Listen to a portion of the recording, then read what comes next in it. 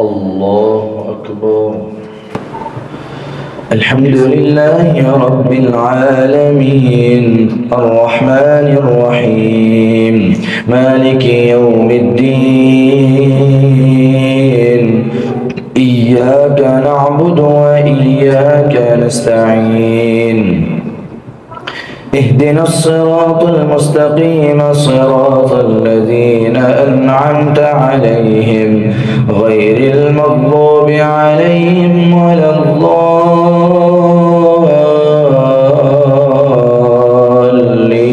الضالين آمين. بسم الله الرحمن الرحيم. تبارك الذي بيده الملك وهو على كل شيء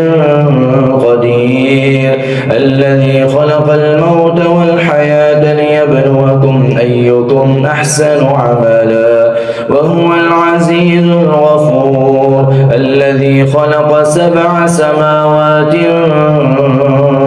طباقا ما ترى في خلق الرحمن من تفاوت فارجع البصر هل ترى من فطور ثم ارجع البصر كرتين ينقلب إليك البصر خاسئا وهو حسير ولقد زينا السماء الدنيا بمصابيح وجعلناها رجوما للشياطين وأعتدنا لهم عذاب السعير وللذين كفروا بربهم عذاب جهنم وبئس المصير إذا ألقوا فيها سمعوا لها شهيقا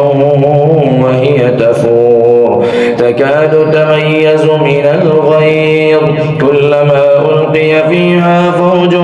سألهم خزنتها ألم يأتكم نذير قالوا بلى قد جاءنا نذير فكذبنا وقلنا ما نزل الله من شيء إن أنتم إلا في ضلال كبير وقالوا لو كنا نسمع أو نعقل ما كنا في أصحاب السعير فاعترفوا بذنبهم فسحقا لأصحاب السعير إن الذين يخشون ربهم بالغيب لهم مغفرة وأجر كبير وأسروا قولكم أو اجهروا به إنه عليم بذات الصدور ألا يعلم من خلق وهو اللطيف الخبير هو الذي جعل لكم الأرض ذلولا فامشوا في مناكبها وكلوا من رزقه وإليه النشور أأمنتم من في السماء أن يخسف بكم الأرض فإذا هي تمور أم أمنتم من في السماء أن يرسل عليكم حاصبا فستعلمون كيف نذير ولقد كذب الذين من قبلهم فكيف كان نكير أولم يروا إلى الطير فوقهم صافات ويقبض ما يمسكهن إلا الرحمن إنه بكل شيء بصير أمن هذا الذي هو جند لكم ينصركم من دون الرحمن إن الكافرون إلا في غرور أمن هذا الذي يرزقكم إن أمسك رزقه بل لجوا في عتو ونفور أفمن يمشي مكبا على وجهه أهدى أمن يمشي سويا على صراط مستقيم قل هو الذي أنشأكم وجعل لكم السمع والأبصار والأفئدة قليلا ما تشكرون قل هو الذي ذرأكم في الأرض وإليه تحشرون ويقولون متى هذا الوعد إن كنتم صادقين قل إنما العلم عند الله وإنما أنا نذير مبين فلما فلما رأوا زلفة سيئت وجوه الذين كفروا وقيل هذا الذي كنتم به تدعون قل أرأيتم إن أهلكني الله ومن معي أو رحمنا فمن يجير الكافرين من عذاب أليم قل هو الرحمن آمنا به وعليه توكلنا فستعلمون من هو في ضلال مبين قل أرأيتم إن أصبح ماؤكم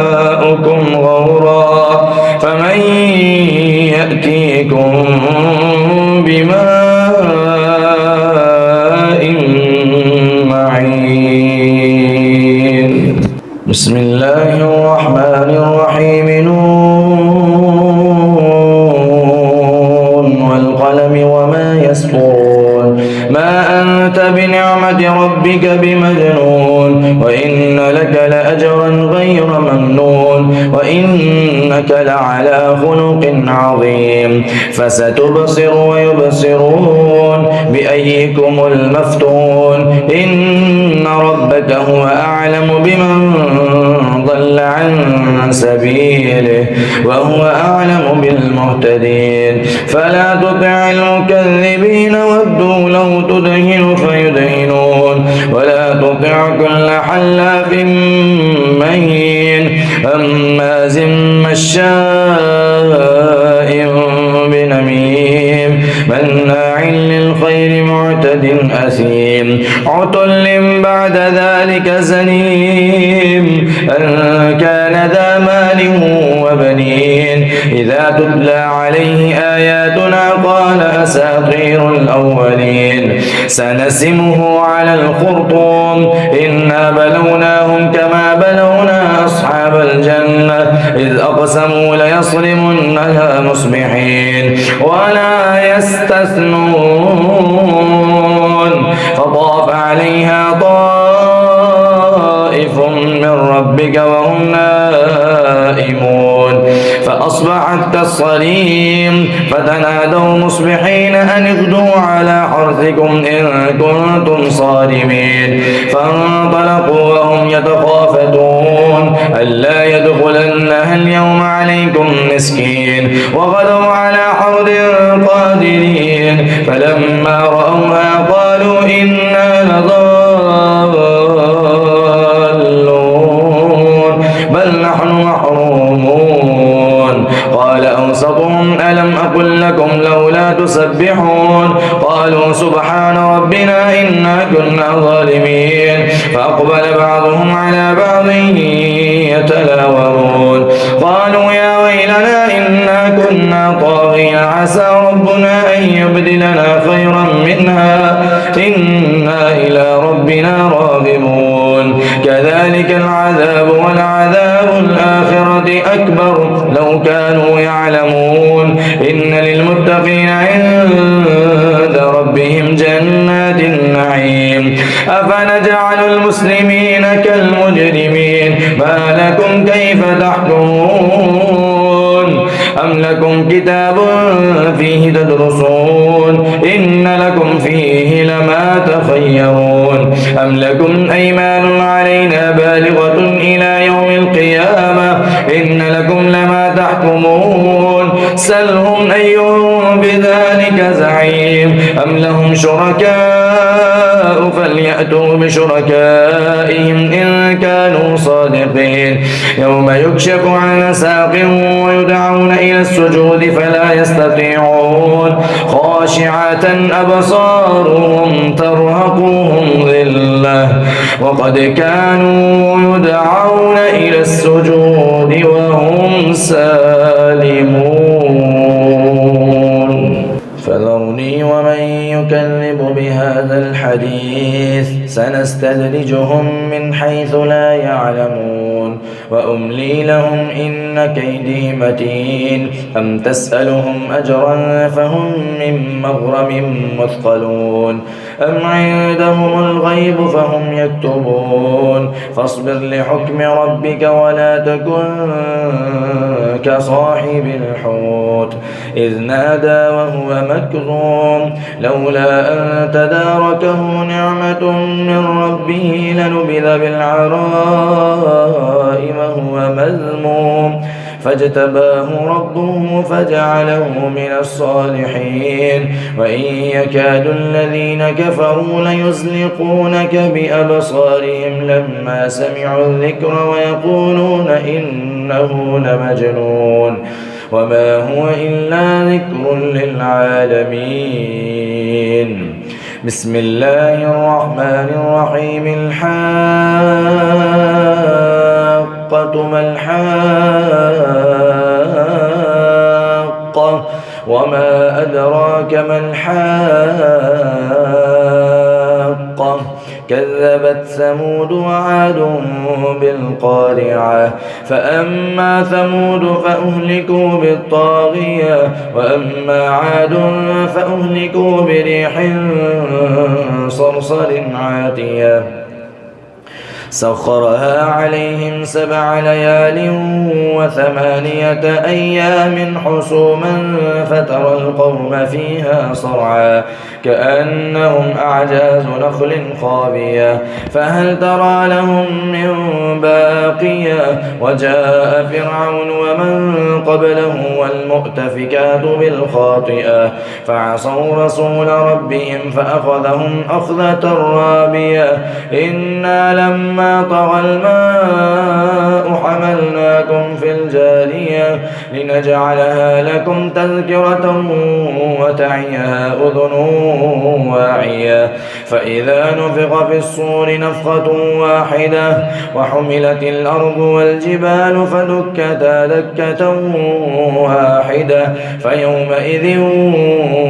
وقعت الواقعة فإذا انشقت السماء فهي يومئذ واهية والملك على أرجائها ويحمل عرش ربك فوقهم يومئذ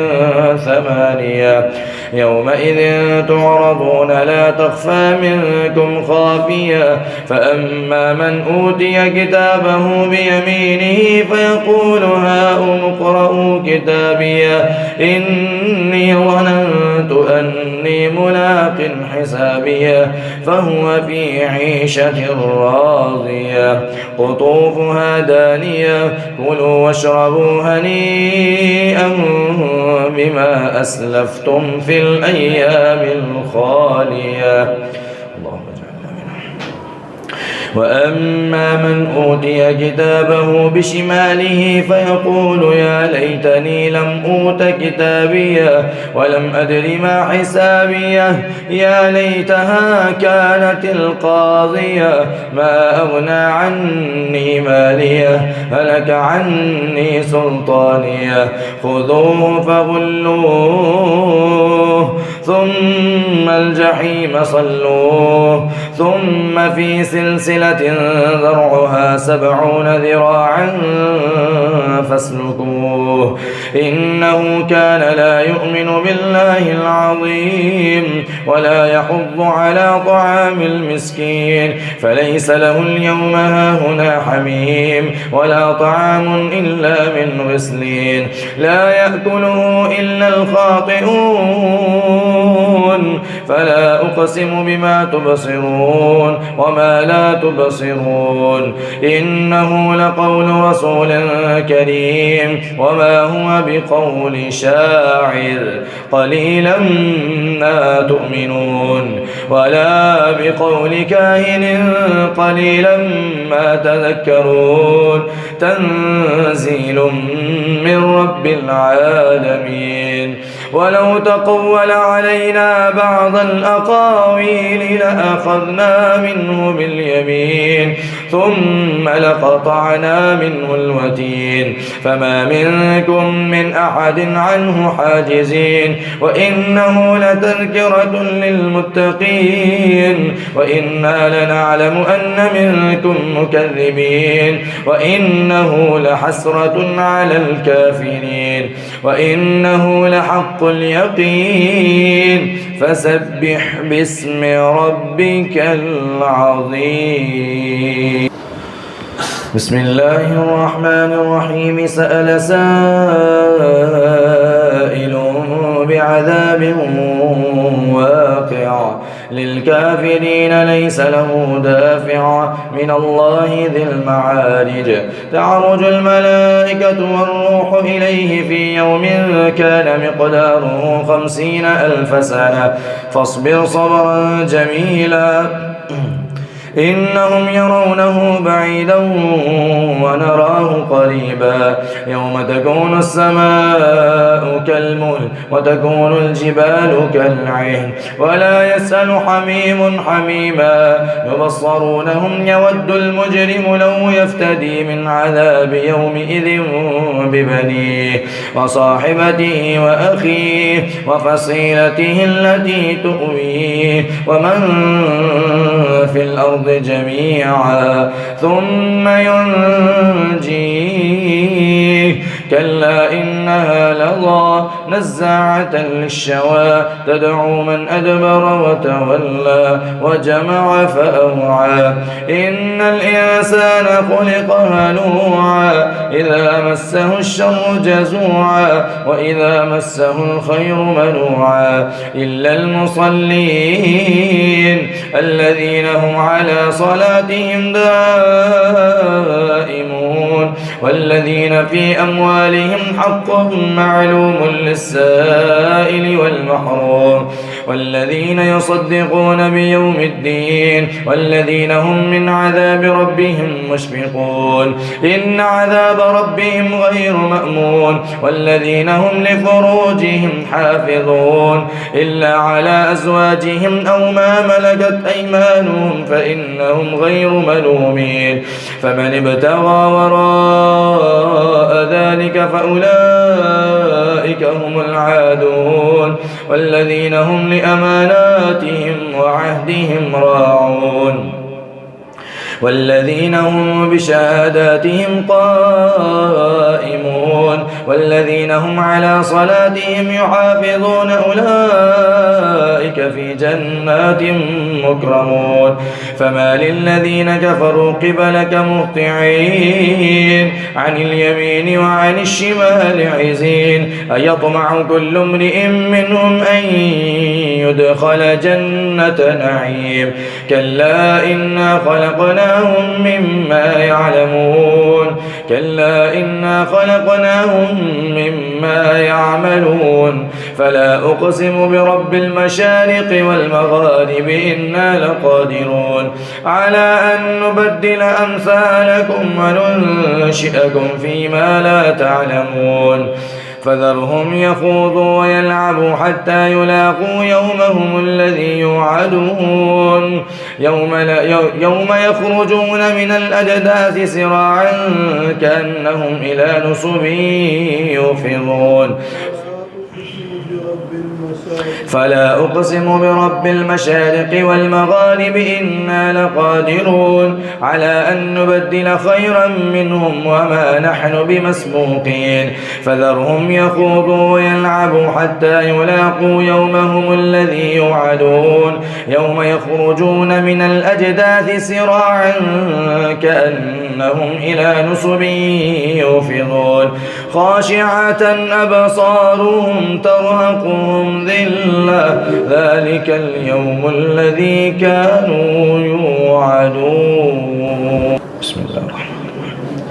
إنا أرسلنا نوحا إلى قومه أن أنذر قومك من قبل أن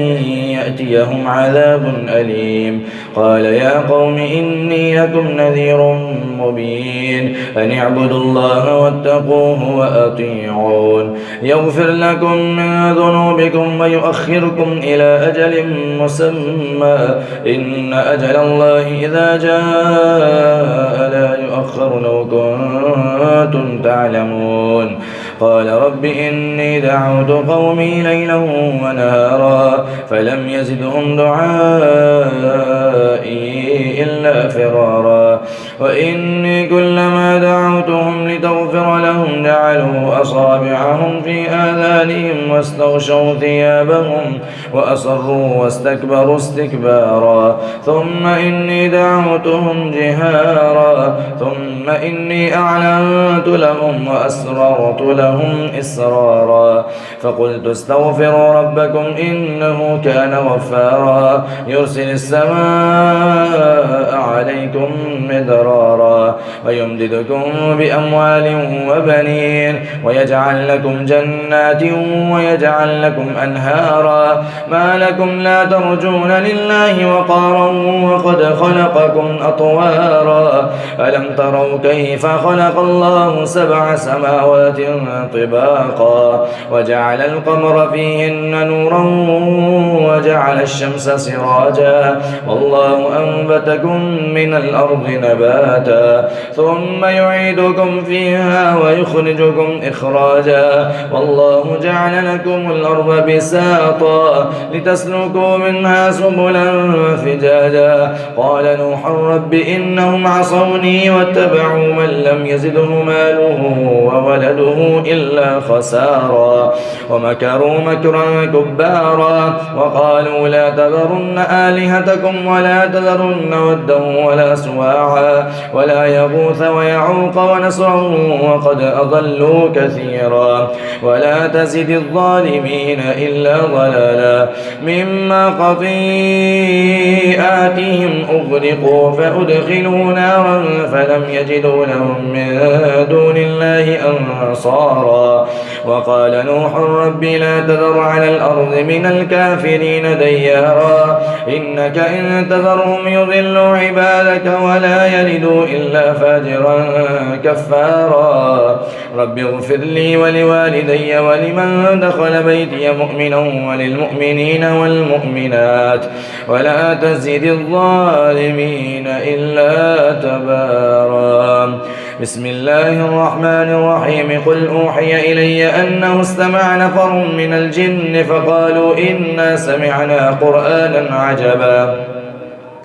يهدي إلى الرشد فآمنا به ولن نشرك بربنا أحدا وأنه تعالى جد ربنا ما اتخذ صاحبة ولا ولدا وأنه كان يقول سفيهنا على الله شططا وأنا ظننا أن لن تقول الإنس والجن على الله كذبا وأنه كان رجال من الإنس يعوذون برجال من الجن فزادوهم رهقا وأنهم ظنوا كما ظننتم أن لن يبعث الله أحدا وأنا لمسنا السماء فوجدناها ملئت حرسا شديدا وشهبا وأنا كنا نقعد منها مقاعد للسمع فمن يستمع الآن يجد له شهابا رصدا وأنا لا ندري أشر أريد بمن في الأرض أم أراد بهم ربهم رشدا وأنا منا الصالحون ومنا دون ذلك كنا طرائق قددا وأنا لا ندري أشر أريد بمن في الأرض أم أراد بهم ربهم رشدا وأنا منا الصالحون ومنا دون ذلك كنا طرائق قددا وأنا ظننا أن لن نعجز الله في الأرض ولن نعجزه هربا وأنا لما سمعنا الهدى آمنا به فمن يؤمن بربه فلا يخاف بخسا ولا رهقا وأنا منا المسلمون ومنا القاسطون فمن أسلم فأولئك تحروا رشدا وأما القاسطون فكانوا لجهنم حطبا وأن لو استقاموا على الطريقة لأسقيناهم ماء غدقا لنفتنهم فيه ومن يعرض عن ذكر ربه يسلكه عذابا صعدا وأن المساجد لله فلا تدعوا مع الله أحدا وأنه لما قام عبد الله يدعوه كادوا يكونون عليه لبدا قل إنما أدعو ربي ولا ولا أشرك به أحدا قل إني لا أملك لكم ضرا ولا رشدا قل إني لن يجيرني من الله أحد ولن أجد من دونه ملتحدا إلا بلاغا من الله ورسالاته ومن يعص الله ورسوله يدخله نارا خالدين فيها أبدا ومن يعص الله ورسوله يدخله نارا خالدا فيها إلا بلاغا من الله ورسالاته ومن يعص الله ورسوله فإن له نار جهنم خالدين فيها أبدا حتى إذا رأوا ما يوعدون فسيعلمون من أضعف ناصرا وأقل عددا قل إن أدري أقريب ما توعدون أم يجعل له ربي أمدا عالم الغيب فلا يظهر على غيبه أحدا إلا من ارتضى من رسول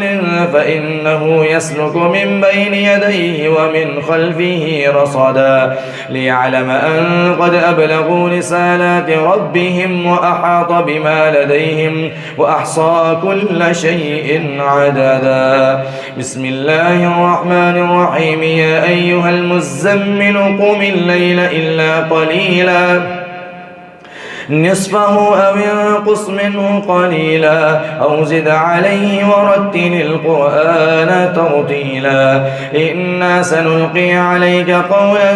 ثقيلا إن ناشئة الليل هي أشد وطئا وأقوم قيلا إن لك في النهار سبحا طويلا واذكر اسم ربك وتبتل إليه تبتيلا رب المشرق والمغرب لا إله إلا هو فاتخذه وكيلا واصبر على ما يقولون واهجرهم هجرا جميلا وذرني والمكذبين أولي النعمة ومهلهم قليلا إن لدينا أنكالا وجحيما وطعاما ذا غصة وعذابا أليما يوم ترجف الأرض والجبال وكانت الجبال كثيبا مهيلا إنا أرسلنا إليكم رسولا شاهدا عليكم كما أرسلنا إلى فرعون رسولا فعصى فرعون الرسول فأخذناه أخذا وبيلا فكيف تتقون إن كفرتم يوما يجعل الولدان شيبا السماء منفطر به كان وعده مفعولا إن هذه تذكرة فمن شاء اتخذ إلى ربه سبيلا إن ربك يعلم أنك تقوم أدنى من ثلثي الليل ونصفه وثلثه وطائفة من الذين معك والله يقدر الليل والنهار علم أن سيكون منكم مرضى وآخرون يضربون في الأرض يبتغون فضلا من الله ورضوانا إن ربك يعلم أنك تقوم أدنى من ثلثي الليل ونصفه وثلثه وطائفة من الذين معك والله يقدر الليل والنهار علم أن لن تحصوه فتاب عليكم فاقرؤوا ما تيسر من القرآن علم أن سيكون منكم مرضى وآخرون يضربون في الأرض يبتغون من فضل الله وآخرون يقاتلون في سبيل الله فاقرؤوا ما تيسر منه وأقيموا الصلاة وآتوا الزكاة وأقرضوا الله قرضا حسنا وما تقدموا لأنفسكم من خير تجدوه عند الله هو خيرا وأعظم أجرا واستغفروا الله إن الله غفور رحيم بسم الله الرحمن الرحيم يا أيها المدثر قم فأنذر وربك فكبر وثيابك فطهر والرجز فاهجر ولا تمنن تستكثر ولربك فاصبر فإذا نقر في الناقور فذلك يومئذ يوم عسير على الكافرين غير يسير ذرني ومن خلقت وحيدا وجعلت له مالا ممدودا وبنين شهودا ومهدت له تمهيدا ثم يطمع أن أزيد كلا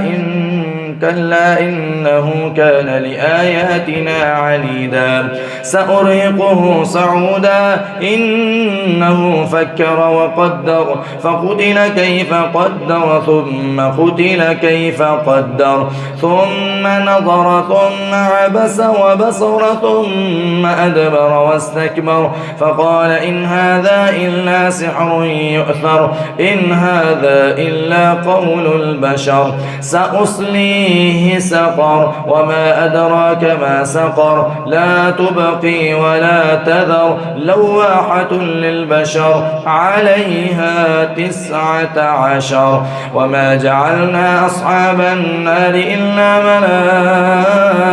ملائكة وما جعلنا عدتهم إلا فتنة للذين كفروا ليستيقن الذين أوتوا الكتاب ويزداد الذين آمنوا إيمانا ولا يرتاب الذين أوتوا الكتاب والمؤمنون وليقول الذين في قلوبهم مرض والكافرون ماذا أراد الله بهذا مثلا كذلك يضل الله من يشاء ويهدي من يشاء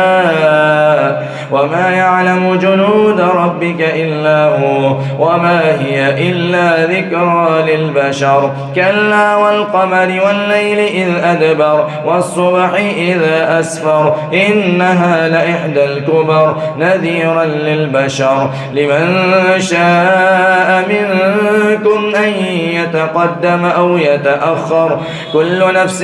بما كسبت رهينة إلا أصحاب اليمين في جنات يتساءلون عن المجرمين ما سلككم في سقر قالوا لم نك من المصلين ولم نك نطعم المسكين وكنا نخوض مع الخائضين وكنا نكذب بيوم الدين حتى أتانا اليقين فما تنفعهم شفاعة الشافعين فما لهم عن التذكرة معرضين كأنهم حمر مستنفرة فرت من قسورة بل يريد كل امرئ منهم أن يؤتى صحفا منشرة كلا بل لا يخافون الآخرة كلا إنه تذكرة فمن شاء ذكره وما يذكرون إلا أن يشاء الله هو أهل التقوى وأهل المغفرة بسم الله الرحمن الرحيم لا أقسم بيوم القيامة ولا أقسم بالنفس اللوامة أيحسب الإنسان أن لن نجمع عظامه بلى قادرين على أن نسوي بنانه بل يريد الإنسان ليفجر أمامه يسأل أيان يوم القيامة فإذا برق البصر وخسف القمر وجمع الشمس والقمر يقول الإنسان يومئذ أين المفر كلا لا وزر إلى ربك يومئذ المستقر ينبأ الإنسان يومئذ بما قدم وأخر بل الإنسان على نفسه بصيرة ولو ألقى معاذيرا لا تحرك به لسانك لتعجل به إن علينا جمعه وقرآنه فإذا قرأناه فاتبع قرآنه ثم إن علينا بيانه كلا بل تحبون العاجلة وتذرون الآخرة وجوه يومئذ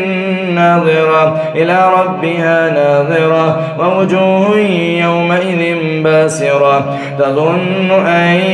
يفعل بها فاقرة كلا إذا بلغت التراقي وقيل من راق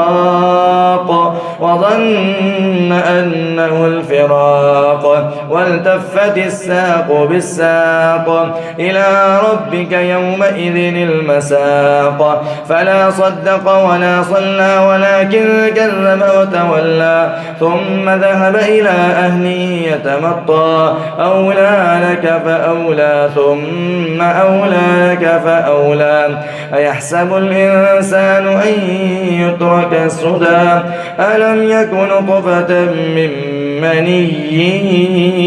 يمنى ثم كان علقة فخلق فسوى فجعل منه الزوجين الذكر والأنثى أليس ذلك بقادر على أن يحيي الموتى بسم الله الرحمن الرحيم هل أتى على الإنسان حين من الدهر لم يكن شيئا مذكورا إنا خلقنا الإنسان من نطفة أمشاج نبتليه فجعلناه سميعا بصيرا إنا هديناه السبيل إما شاكرا وإما كفورا إنا أعددنا للكافرين سلاسل وأغلالا وسعيرا إن الأبرار يشربون من كأس كان مزاجها كافورا عينا يشرب بها عباد الله يفجرونها تفجيرا يوفون بالنذر ويخافون يوما كان شره مستطيرا ويطعمون الطعام على حبه مسكينا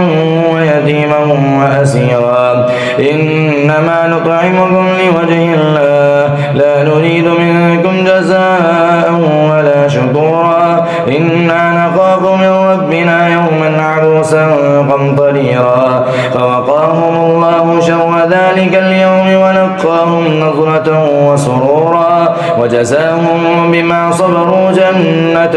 وحريرا متكئين فيها على الأرائك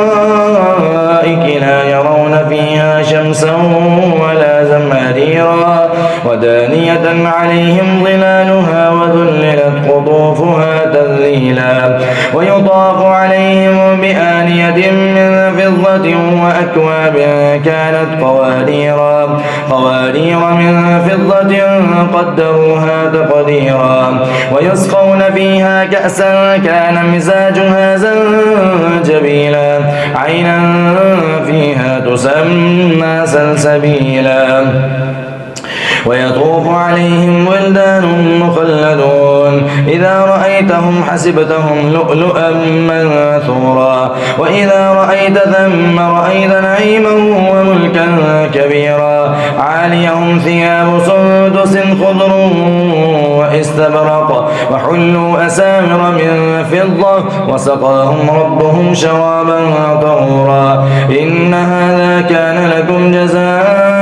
وكان سعيكم مشكورا إنا نحن نزلنا عليك القرآن تنزيلا فاصبر لحكم ربك ولا تطع منهم آثما أو كفورا واذكر اسم ربك بكرة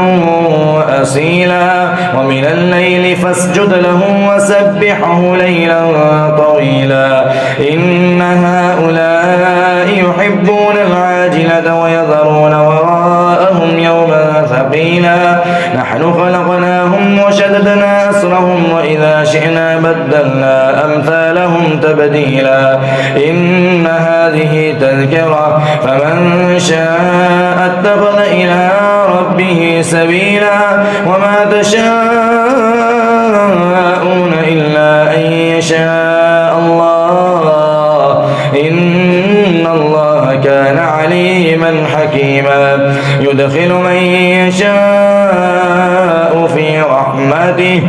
والظالمين أعد لهم عذابا أليما. بسم الله الرحمن الرحيم.